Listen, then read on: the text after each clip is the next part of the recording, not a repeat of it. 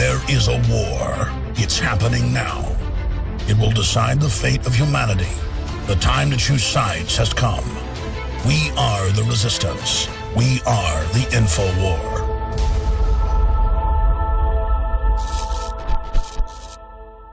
Welcome to the INFOWARS Nightly News. I'm David Knight. It's Thursday, October 9th, 2014, and here are our top stories. Tonight, the executive order to detain sick Americans. Then, cops who burned a baby won't face indictments. And why Democrats are bailing on Harry Reid. That's next on the INFOWARS Nightly News. The globalists are intelligent, they're smart, but they're also very arrogant and super hyper hubris filled, overconfident with bravado, arrogance, whatever you want to call it. Well, sadly, yesterday, the first case of Ebola in the United States came to a close with the death of Mr. Duncan. But a lot of us believe that this is not the end of it. And of course, one of those people is the Director of Health and Human Services, the Secretary of Health and Human Services, Sylvia Burwell. She said that despite the best efforts of health officials, Americans have to prepare for the reality that there may be more cases of Ebola in the U.S. We had one case, she said, and I think there may be other cases. And I think we have to recognize that as a nation. Now, she went on to say that the most important place with regard to taking care of screening is actually at the point of departure. Well, that didn't work out very well for us, did it? If they're not going to shut down flights, if they're going to instead shut down the precautions that were put in place, recommended by the CDC, and that was quietly taken away by Obama in 2010, if they're not going to track flyers and keep a history of that because supposedly that violates our privacy, since when has the federal government ever cared about violating our privacy? When it serves their purposes, and it serves their purposes in every respect except this, they will keep track of records, keep track of who's flying where. And certainly in this situation, out of people who are flying out of certain countries, they should keep those records. But the one thing that they look for, and this is what you see Health and Human Services and the federal government, they see this all through the lens of open borders. Now, of course, Jesse Jackson went to the area, and he has a different filter. He sees everything in terms of racism. The story from INFOWARS.com, Jesse Jackson says the Dallas patient's Ebola death was due to racism. He said, what role did his lack of privilege play in the treatment he received? Really? Well, as one person put it, and we quoted this in the article, one Dallas resident said, how is this a race issue? The man lied. He's a health risk. And they point out that he went through 4 different airports. He brought it to Dallas County. He brought this to the United States, to a new continent, based on the fact that he lied about this, that he covered it up. And of course, the government, with its preoccupation with open borders, and Jesse Jackson, with his preoccupation with racism, are missing the key points. And the key point is that there's incompetence here, there's a level of idiocracy, and there are different agendas that are helping this to spread. Now, to her credit, his stepdaughter, Mrs. Jala, was given the all clear by the CDC, amazingly, only 7 days after she was in close, intimate contact with him as a caregiver. And we know that the minimum time is 8 to 10 days. They told her she could return to her job as a nurse, even though symptoms could manifest themselves up to 21 days later. And according to their current prognosis, people can only catch it when others are symptomatic. There's a lot of question that many people have raised that that's not the case, that people can express the virus, especially as an aerosol, before they are showing symptoms. But it's not just in America where there were cases of incompetence. And of course, he was given an experimental drug. He was given a lot of care. The hospital bill in Dallas goes up to $1,000 an hour, estimated Bloomberg. They say that the care that was provided to him will cost as much as $500,000, and they're going to have to recognize that there is no money. They will just have to write this off. Yes, he came to this country, he lied to get in, he brought the disease in, and then he had no insurance, no way, no intention to pay for it, yet care was provided for him, even given experimental drugs. But that's not good enough for Jesse Jackson. He wants to chalk it up to something else. Well, there's a healthy dose of incompetence as well, and we can see this on an even greater scale in Spain, where we see the first transmission outside of Africa of Ebola. The hospital worker there, the nurse who has been set aside as testing positive for Ebola, we learned that she was exposing other people in the emergency room for 8 hours after she tested positive for Ebola. Now, the Liberian man went to the hospital and was turned away once. This nurse in Spain was turned back 3 times. She went for medical care 3 times, and they sent her away before the 3rd time, realizing that she, in fact, did have Ebola. And then that took 1 week after she first went to see a doctor. His health care was delayed by incompetence for 2 days. But then it gets worse. After they know that she has Ebola, this is what happens. This is from a story from CNN. They say, according to a worker at the hospital, Romero lay in the emergency room exposed to other patients as well as to medical staff who were going back and forth for 8 hours before being transferred to a hospital in the Spanish capital that specializes in infectious diseases. Yes, the incompetence that is spreading this, the lack of care, the lack of taking this seriously is even more so on parade in Spain. Right after the break, we're going to take a look at what's happening politically in Liberia. There are some parallels as what many of us believe may happen in America if this gets out of hand. Stay with us.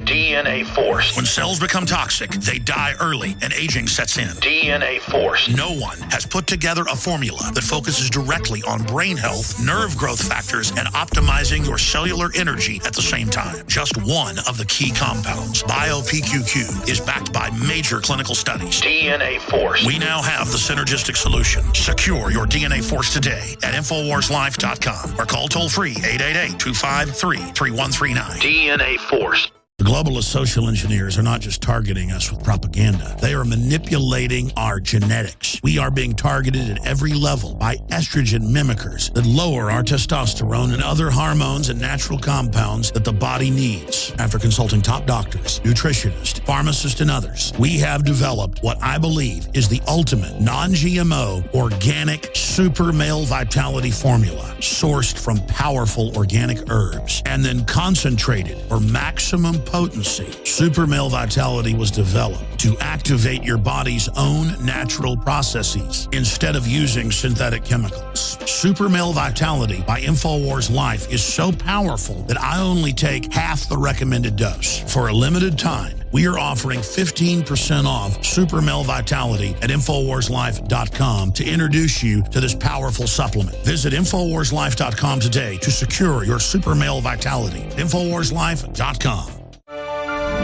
Welcome back. Now, as we've watched this Ebola case in Dallas, we've seen the CDC, other federal agencies, especially the Dallas judge that's on the scene there. We've seen a lot of misinformation, a lot of outright lying, a lot of no information, cover-up of what's going on, a blackout, essentially. And we've seen reckless behavior modeled in order to try to control fear. What may be coming up next we can see in Liberia, and there they're cracking down very formally on journalists. This is reported by WND's Jerome Corsi. He says Liberia is stifling Ebola media coverage. The World Health Organization, first of all, issued a statement warning that the officially reported decline in new cases in Liberia coming from the Liberian government over the last 3 weeks is, quote, unlikely to be genuine. In other words, the information coming out of there is false to paint a picture that's a lot rosier than what's really going on. Now, the government there, in order to try to get control of that, to try to control fear by telling lies to people, is now cracking down on any information to outside journalists or to local journalists. They're saying that they're forbidding healthcare workers in Liberia from talking to any journalists without specific approval. They're justifying this, just as our government does, on the grounds of protecting the privacy of patients and healthcare workers.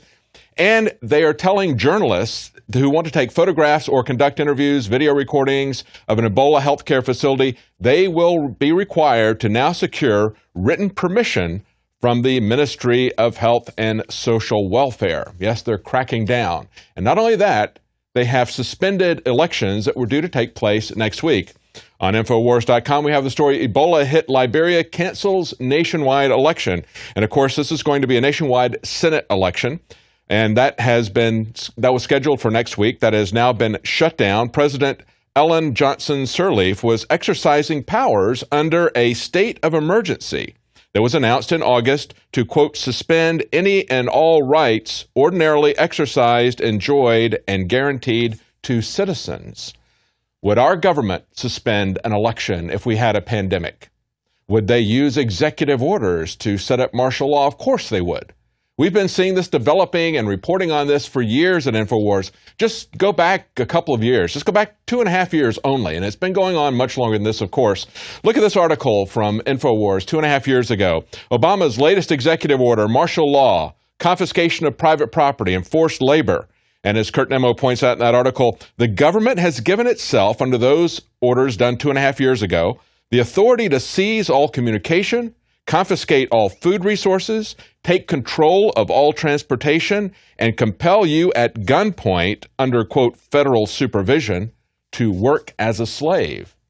Then we had last January, look at this headline, Obama's 23 executive orders, doctors become snitches and gun ownership is a disease and many more things. Remember when that came out? That was right after the Sandy Hook shooting. Then in January of this year, we have Obama announces plan to rule by executive order.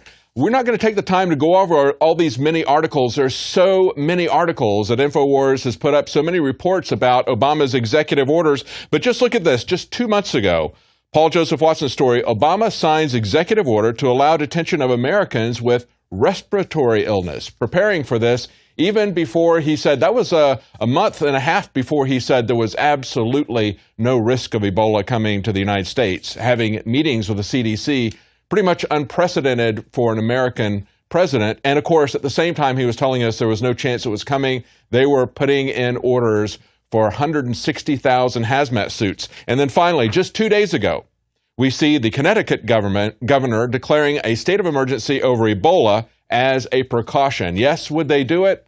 Certainly they would. This is one of the many things that we're concerned about. It's not just the disease itself, but how they will use it to set up martial law on top of the disastrous pandemic. A lot of incompetence and a lot of hands off until this thing gets out of hand, and then they will come down with an iron fist. Well, stay with us right after the break. We're going to talk about some of the elections that are coming up, some of the issues, and how things are looking. That's only a few weeks away. We'll be right back. I began to get into iodine a few years ago because it was helping me and my family so much get healthy and detoxify. I believe our research is conclusive. This is the best iodine out there. And I know this for a fact. Nobody else has got iodine based on these pure crystals, ladies and gentlemen. For a limited time, experience the ancient power of Survival Shield X2. Take advantage of this unprecedented 30% off Super Detox Special at InfoWarsLife.com. Introducing the first proprietary oxygen-based intestinal cleanser, OxyPowder. Backed by FDA-approved Phase 1, 2, and 3 clinical trials.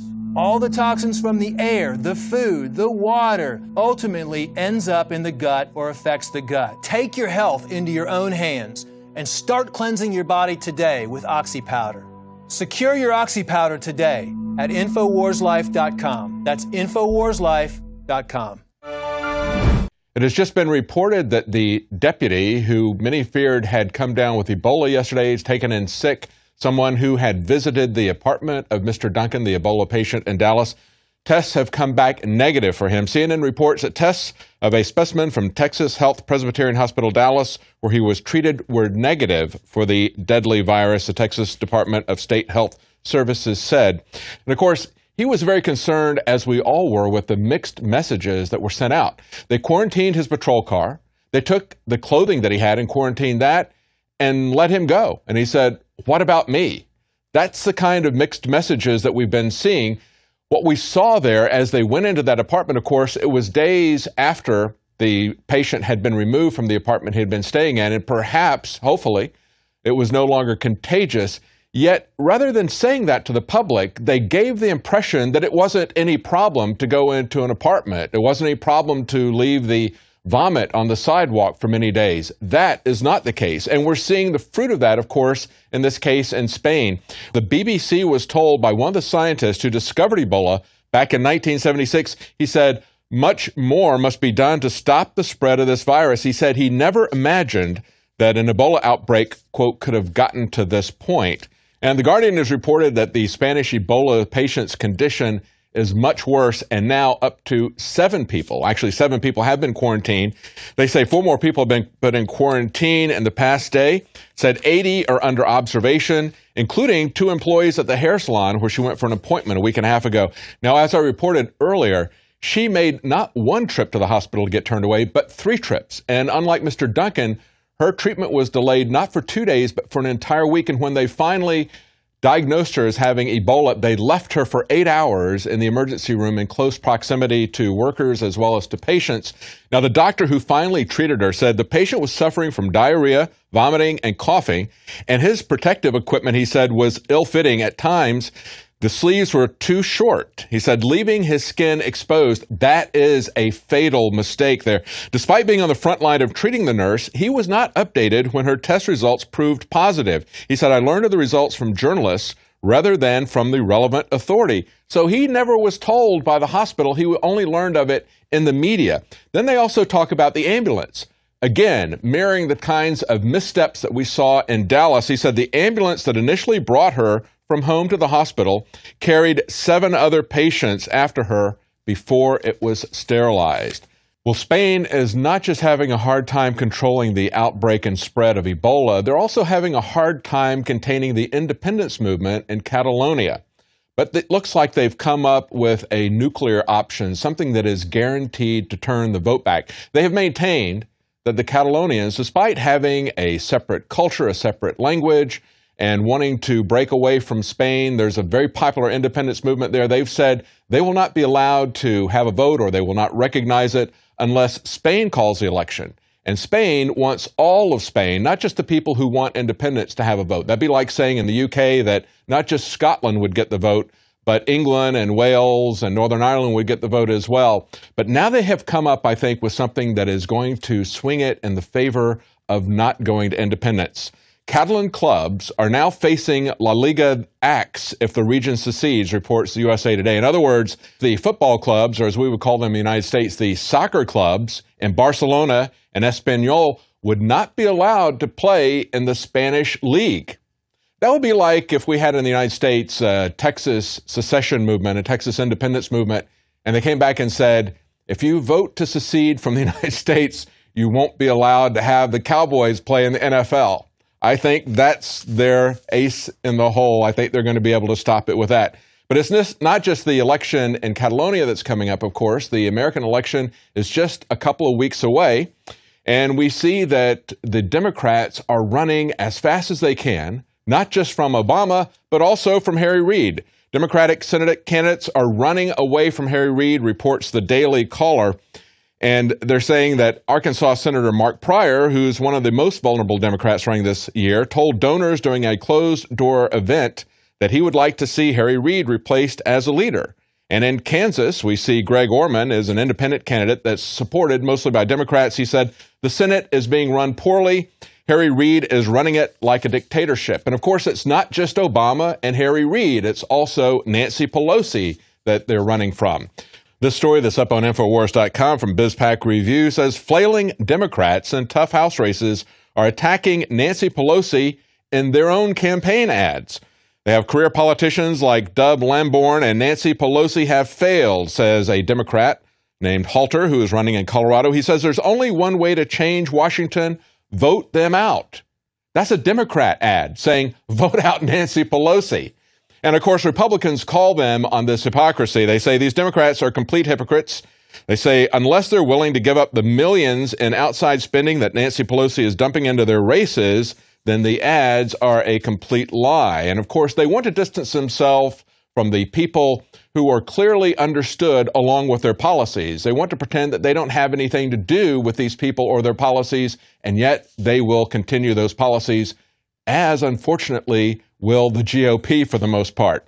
Now, there is an interesting proposition coming up. There's going to be a lot of interesting propositions on things like legalizing medical marijuana in many different states, but we've also got one that's a little bit different in Arizona. Prop 122 is pushing back against federal overreach. This is a story from the New American, and this is what the title of the Proposition 122 says. It says the state will exercise its sovereign authority by restricting state and local government personnel and financial resources to purposes that are consistent with the Constitution of the United States. They say a yes vote will have the effect of allowing the state to restrict the state and all local governments from using any personnel or financial resources to enforce, administer, or cooperate with a federal action or program that is not consistent with the Constitution of the United States. He says this proposed amendment to the state constitution, known as Proposition 122, is at once the most important and the most irrelevant question to be decided by the citizens of the Grand Canyon state. Now, he says, of course, to resist the federal trampling of the Constitution is a right of state lawmakers. So it is very important, but they already have that power. It's called the nullification power.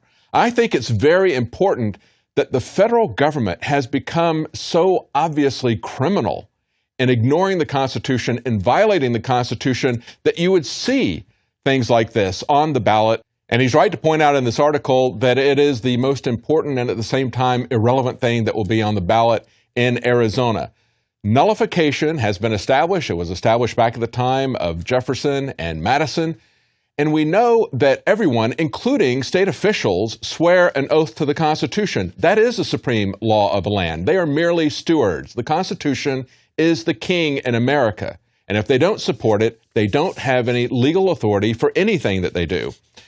You know, we also have an epidemic in this country of government violence, and that's tied to the war on drugs and SWAT teams.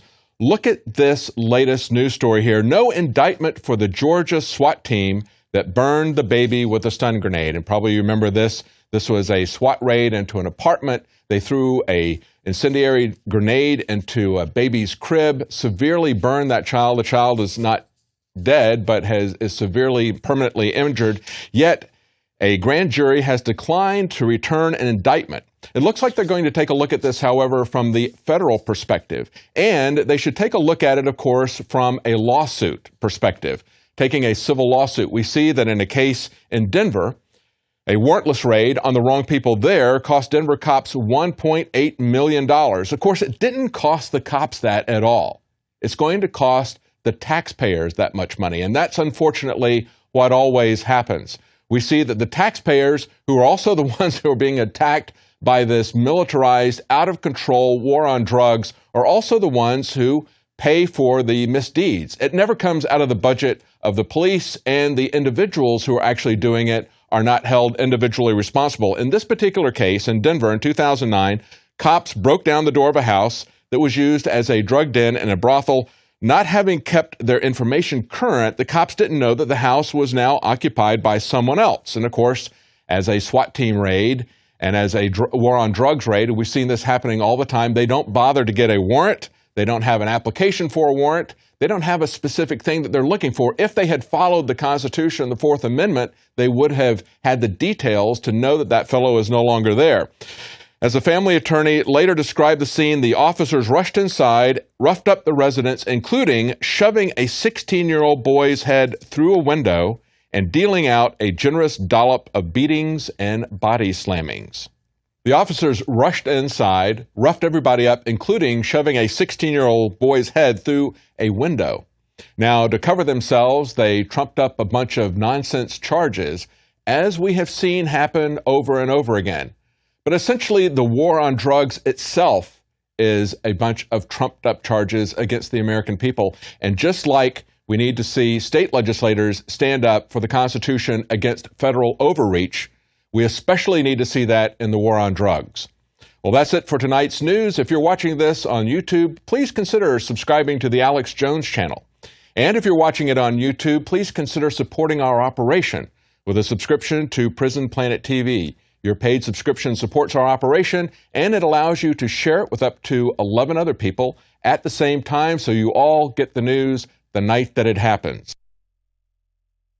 At 7 Central, 8 p.m. Eastern.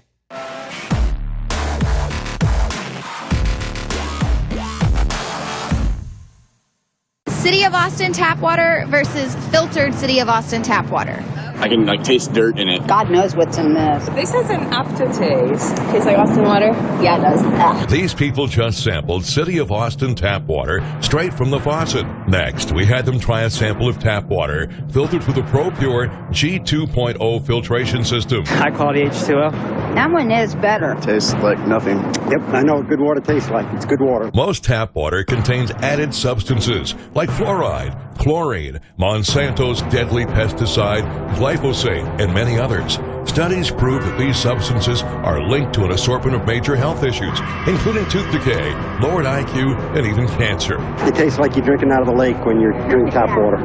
Yeah, it has that processed flavor to it. The ProPure G2.0 filtration system removes these deadly substances and many more, leaving only fresh-tasting, deliciously clean water. Okay, this is very tasty. It's good water. Refreshing. It's good. Go to InfoWarsStore.com today. Use promo code WATER and save 10% off your ProPure purchase. Again, that's InfoWarsStore.com or call 1-888-253-3139. You are watching the InfoWars Nightly News, which airs 7 p.m. Central at InfoWarsNews.com. Members can share their passcodes with up to 11 other people, and your support is helping us defend liberty worldwide.